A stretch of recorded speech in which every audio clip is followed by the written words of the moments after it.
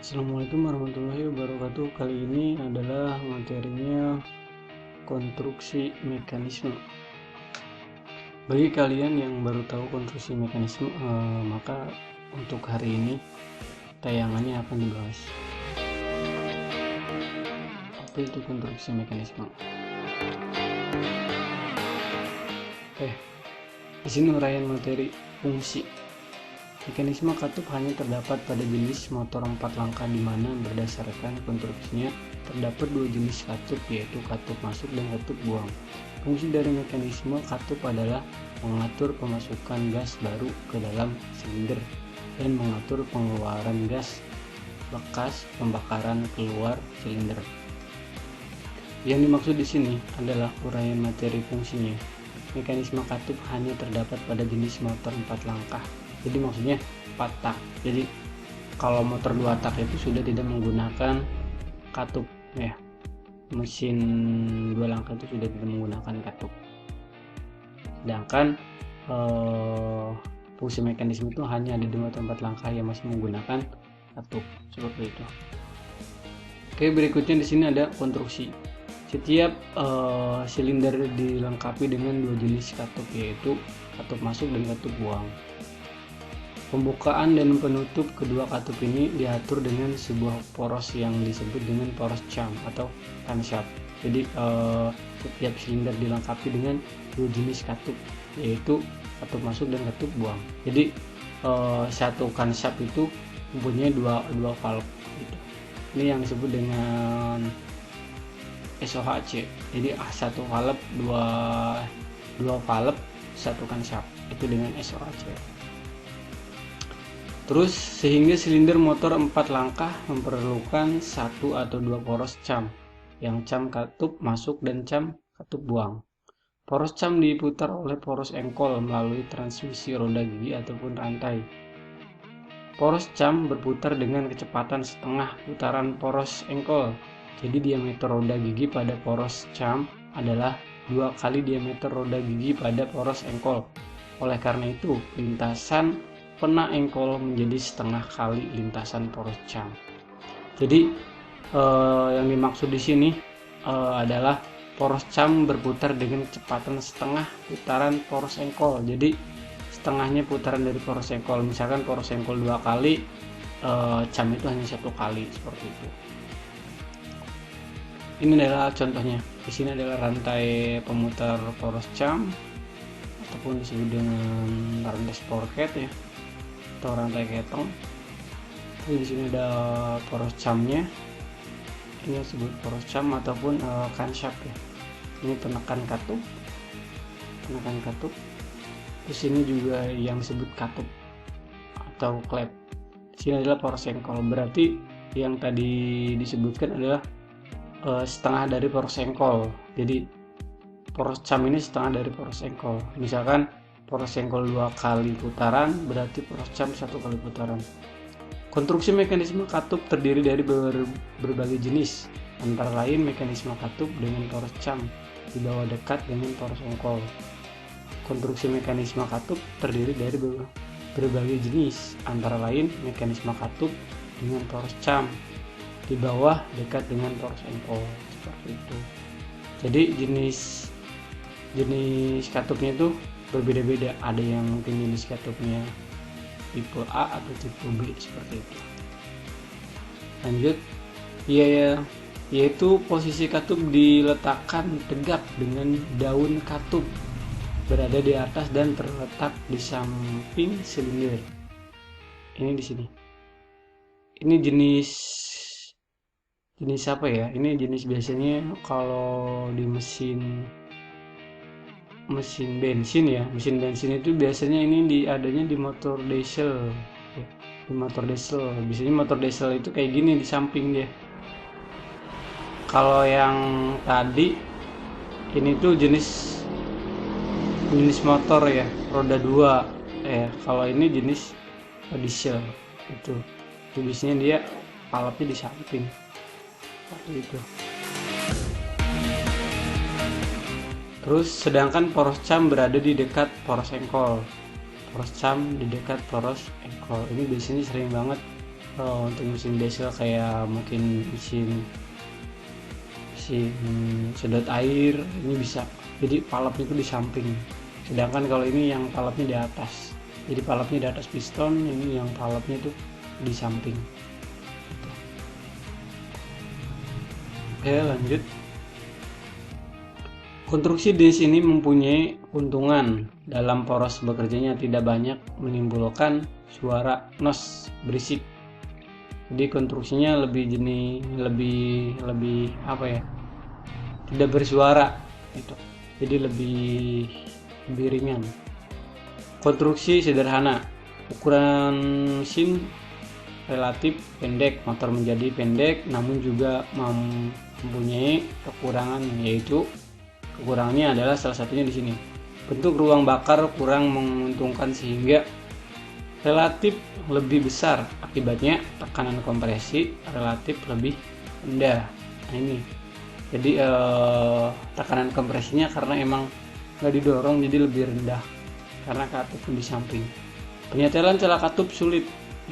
Penyetelan celah katup sulit karena posisinya katupnya di bawah.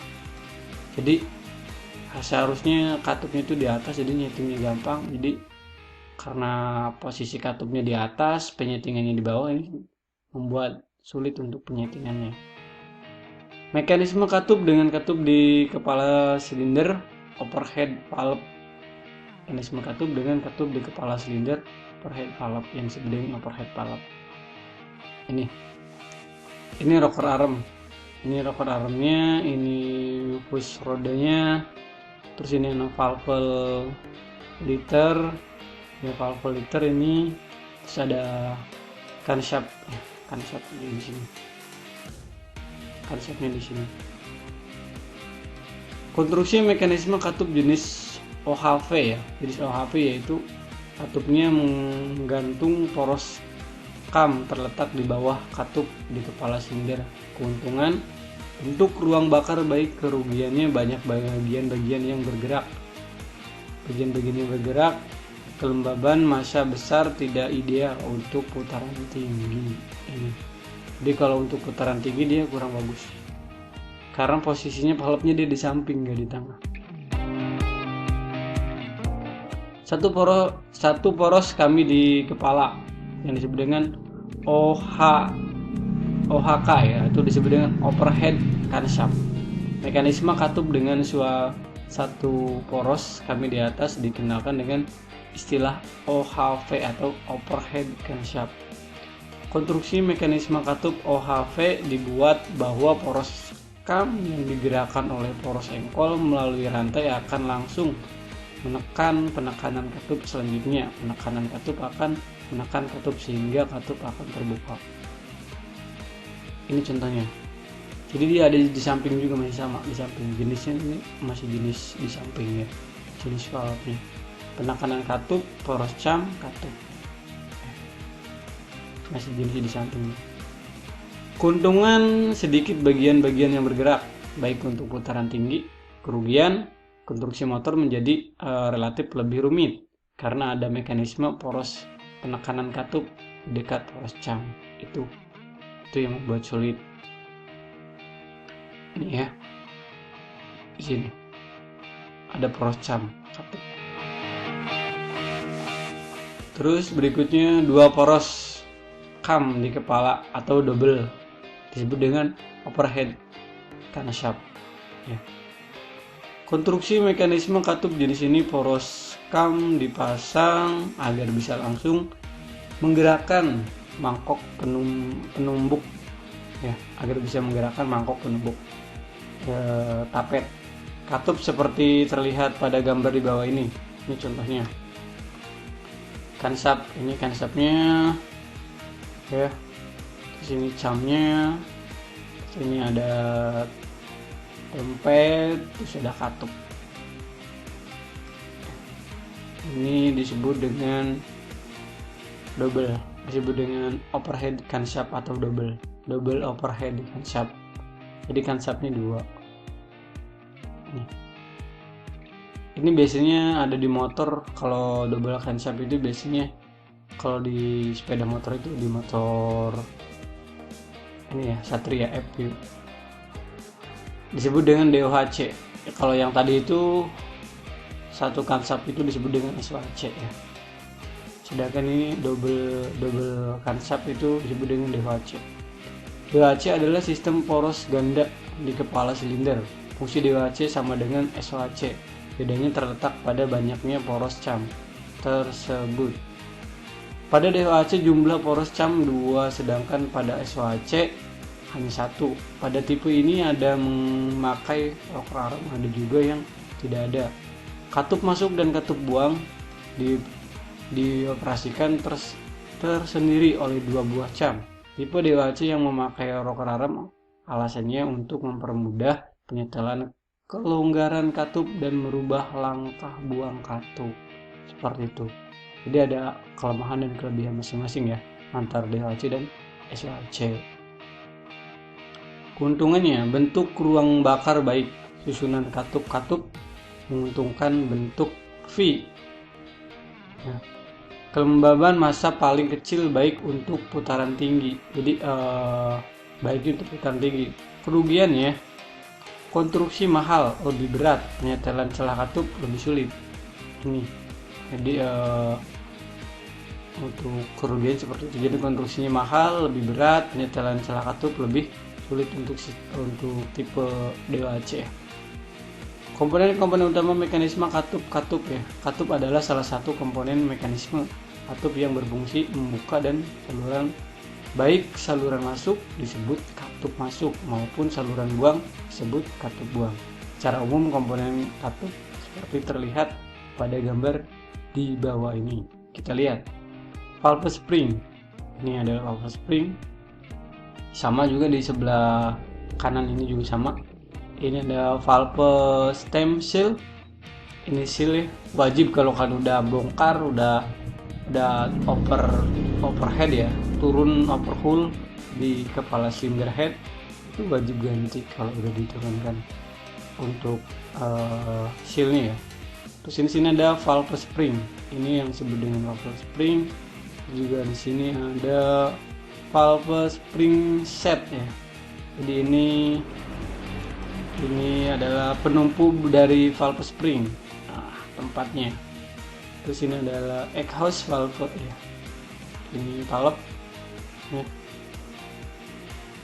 Terus ini adalah exhaust itu adalah out. Jadi valve out biasanya lebih kecil dibanding valve in. Gitu. Oke, ini juga sama, masih sama ya.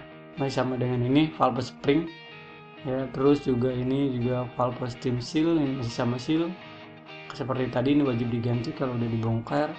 Terus ini valve spring juga. Terus ini juga valve spring, ataupun ini adalah rumahnya, rumah valve spring ini kan setnya. Jadi spring dengan itu nyatu di tempatnya, mekanismenya. Sedangkan ini adalah valve in.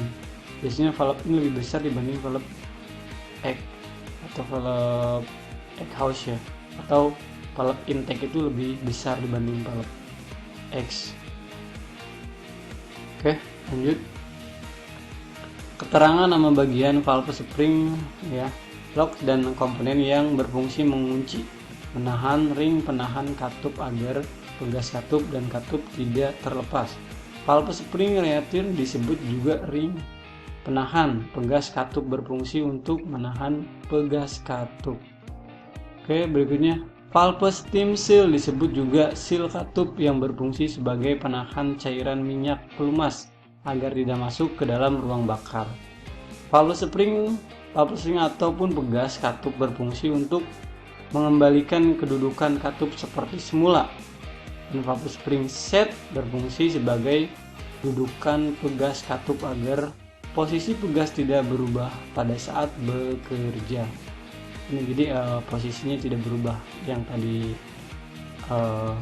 spring itu ya, bentuknya seperti per itu. Oke, yang terakhir di sini ada poros cam. Poros cam adalah komponen mekanisme katup yang terdiri dari beberapa tonjolan yang berfungsi sebagai penggerak katup baik secara langsung ataupun melalui rocker arm. Ini yang disebut dengan poros cam ya. Poros